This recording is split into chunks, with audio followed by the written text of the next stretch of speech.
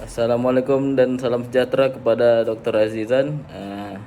Saya Muhammad Nazmi bin Barjok. Kumpulan saya akan menerangkan tentang peperangan.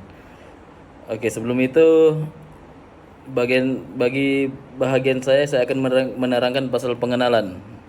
Pengenalan terhadap peperangan. Oke, menurut Kamus Dewan Bahasa dan Pustaka, peperangan ini membawa maksud kepada perbalahan, di mana perbalahan ini menggunakan senjata dan melibatkan pasukan angkatan tentara. Peperangan merupakan aktiviti yang telah lama dijalankan sejak beratus tahun dahulu. Perang Dunia Pertama merupakan antara perang yang pertama berlaku di dunia. Perang juga melibatkan kuasa-kuasa besar dalam merebut tanah jajahan. Oke, berdasarkan pandangan Islam pula, peperangan yang menuju atau berniat karena Allah Subhanahu wa taala dikenali sebagai jihad. Oke, berdasarkan pandangan Islam, peperangan yang bermaksud jihad ini tidak semestinya berperang untuk melawan musuh, tetapi ia juga membawa maksud kepada peperangan untuk menyebarkan ajaran agama Islam dan menentang orang-orang yang menganiaya kita. Assalamualaikum warahmatullahi taala wabarakatuh dan selamat sejahtera kepada Dr. Azizan. Saya Muhammad Irfan bin Herlan akan membentangkan mengenai hujah utilitarian yang menyokong perang. Terdapat dua poin utama yang kita akan bincangkan di sini, yaitu yang pertama manfaat jangka panjang dan juga yang kedua pelindungan dan keselamatan kolektif.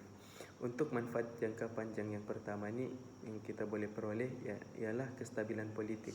Kestabilan politik ini akan berlaku selepas perang, yaitu dengan selesainya konflik apabila rejim menamatkan authoritarian dan konflik dalaman yang berlarutan, peluang untuk membuat kerajaan yang lebih stabil dan demokratik pun timbul.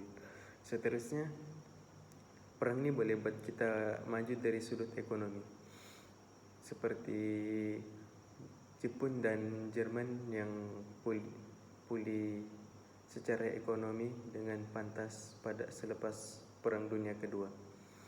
Oke, seterusnya ialah perubahan sosial. Melalui perang kita akan dapat meningkatkan kesadaran terhadap perang di kalangan masyarakat.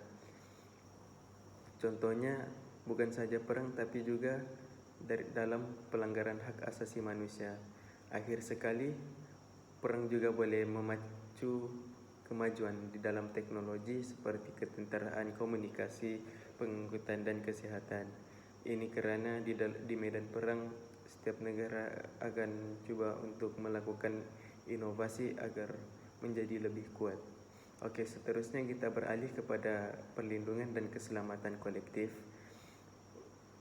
Negara akan memberikan kita perlindungan daripada ancaman daripada anasir luar. Dalam sesetengah keadaan, peperangan mungkin diperlukan untuk melindungi negara atau masyarakat daripada ancaman luar yang serius. Selepas itu, ia juga akan menghentikan penindasan. Hal ini disebabkan perang menjadi pemicu utama tindak balas yang diperlukan untuk menghentikan penindasan. Dan akhir sekali ialah penanganan ancaman atau daripada kumpulan ekstremis ataupun pengganas. Contoh yang boleh diambil ialah kisah pada zaman Rasulullah SAW di mana beliau melakukan perang terhadap kaum musyrikin Quraisy, tetapi beliau hanya menganggap ini sebagai sekatan daripada ekonomi agar ekonomi mereka terbantut, sekaligus mereka tidak dapat melakukan pembelian senjata dan lalu tidak dapat melakukan penyerangan ke kota Madinah. Rasulullah SAW melakukan ini bertujuan untuk mengambil semula harta umat Islam yang dicuri ketika kaum muslimin berhijrah dari Makkah ke Madinah. Barangan yang dicuri ini dijadikan dagangan oleh Abu Sufyan ke Syam. Justru Nabi Muhammad SAW melancarkan perang untuk menebus semula harta umat Islam. Oleh itu, Perang juga boleh menjadi pemicu kepada perlindungan dari segi keselamatan, serta juga akan meningkatkan kesedaran negara untuk terus mengambil kira serta bertanggungjawab terhadap hak-hak yang masyarakat perlukan. Oleh itu, sekian daripada saya, Muhammad Irfan bin Herlan. Terima kasih. Assalamualaikum, saya Arman Arif Muhammad Anas. Nombor metrik saya BR22110029. Saya akan membentangkan hujah utilitarian yang menyokong peperangan dan juga kesimpulan bagi pembentangan ini. Jadi, isi ketiga bagi hujah utilitarian yang menyokong peperangan ialah penyelesaian konflik jangka masa panjang. Peperangan boleh menamatkan konflik jangka masa panjang dan mencegah kekejaman dan pembunuhan beramai-ramai. Kita ambil contoh seperti yang berlaku di dua wilayah di Jepun, iaitu Hiroshima dan Nagasaki. Pihak Amerika Syarikat menjatuhkan 2 biji bom atom di setiap wilayah yang mengorbankan ratusan ribu nyawa. Namun usaha ini dapat menamatkan Perang Dunia Kedua yang berlaku pada ketika itu. Jadi hujah utilitarian yang membolehkan peperangan ini ialah kebahagiaan terbesar di jumlah terbesar yang menjadi ukuran benar atau salah. Hujah utilitarian terakhir yang menyokong peperangan ialah mempertahankan hak dan nilai-nilai kemanusiaan. Selalunya apabila negara diceroboh ataupun diperangi dengan niat untuk menjajah, biasanya mereka akan menggunakan angkatan tentera negara mereka. Jadi, untuk mempertahankan negara diri dan hak kita, penceroboh ini mesti diperangi seperti yang berlaku di Palestin. Rakyat mereka memerangi rejim Zionis Israel walaupun ditindas, dibunuh dan dibedil. Jadi berdasarkan hujah utilitarian, peperangan dibolehkan untuk menjaga hak dan nilai kemanusiaan. Assalamualaikum warahmatullahi wabarakatuh. Nama saya Ahmad Farhan Sufi bin Abdul Fattah.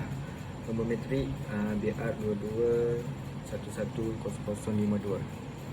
Saya akan membentangkan hujah utilitarian menolak peperangan. Pengkritik berpendapat bahawa utilitarian mungkin mengutamakan kebahagiaan keseluruhan dengan mengorbankan hak dan keadilan individu. Contohnya, peperangan sering melibatkan pencabulan hak asasi manusia, termasuk hak untuk hidup, kebebasan dan keselamatan.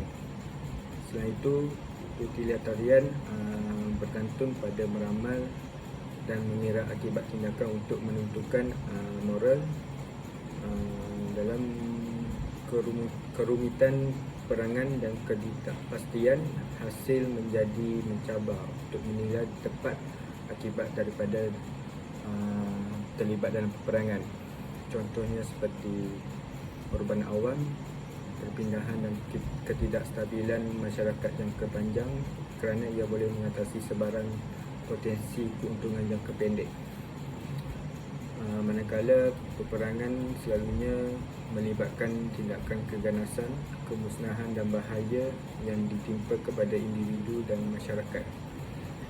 Tumpuan utilitarianisme terhadap kebahagiaan secara keseluruhan mungkin gagal untuk menjelaskan nilai intrinsik kehidupan manusia dan maksiat yang wujud menyebabkan kemudaratan.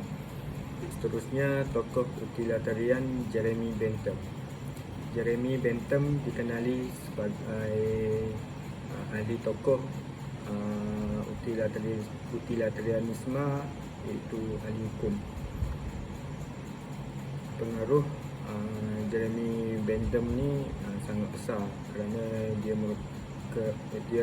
dia merupakan ahli filosof dan ahli hukum Inggeris yang dijuluki sebagai Ladder of the Legal World. Saya Muhammad Mirza Munawir bin Hajim. Di sini saya akan meneruskan pembentangan tentang pandangan terhadap peperangan. Pandangan tentang perang berbeza-beza bergantung pada perspektif individu dan konteks sejarah. Berikut ini adalah beberapa pandangan umum terhadap peperangan. Yang pertama adalah anti-perang. Ramai individu dan kumpulan menentang peperangan dalam semua bentuk. Pandangan mereka adalah berdasarkan kepercayaan bahwa peperangan menyebabkan kerugian besar dari segi kehilangan nyawa, kemusnahan infrastruktur, dan kesan negatif terhadap masyarakat sivil. Yang kedua adalah diplomasi dan rundingan. Pendekatan ini menekankan kepentingan dialog, diplomasi, dan rundingan sebagai cara untuk mengelakkan peperangan. Pandangan ini memberi tumpuan kepada mencapai persetujuan dan kompromi antara pihak yang terlibat dalam konflik, dengan harapan dapat mengelakkan kerugian dan penderitaan yang berlaku dalam peperangan. Yang ketiga pula adalah keperluan pertahanan. Sesetengah individu melihat perang sebagai keperluan untuk melindungi diri mereka dan negara mereka daripada ancaman luar yang sebenar ataupun sebarang potensi ancaman dari luar. Yang keempat, realisme politik. Pandangan ini berdasarkan pemahaman bahwa konflik dan peperangan adalah sebahagian daripada sistem antarabangsa. Manakala yang terakhir adalah idealisme dan campur tangan ketenteraan. Beberapa individu berpendapat bahwa campur tangan tentera dalam bentuk perang dapat boleh dibenarkan jika bertujuan untuk melindungi atau memulihkan keadilan hak asasi manusia atau mencegah kejahatan terhadap sebarang kemusnahan ataupun kekejaman kemanusiaan. Sekian. Kesimpulan bagi pembentangan kami ialah peperangan merupakan satu peristiwa yang mengorbankan nyawa, harta benda, ekonomi dan kesejahteraan. Walau bagaimanapun, terdapat sebab tertentu yang membolehkan perang. Dari perspektif utilitarianisme, setiap peperangan harus ditolak kerana konsep utilitarianisme ialah kebahagiaan. Jadi sebarang perang harus dielakkan jika boleh. Beberapa perspektif etika menganggap perang ialah satu perkara yang tidak bermoral. Akhir sekali, setiap perspektif adalah berbeza-beza mengikut etika yang dimana pakai oleh seseorang. Sekian, terima kasih.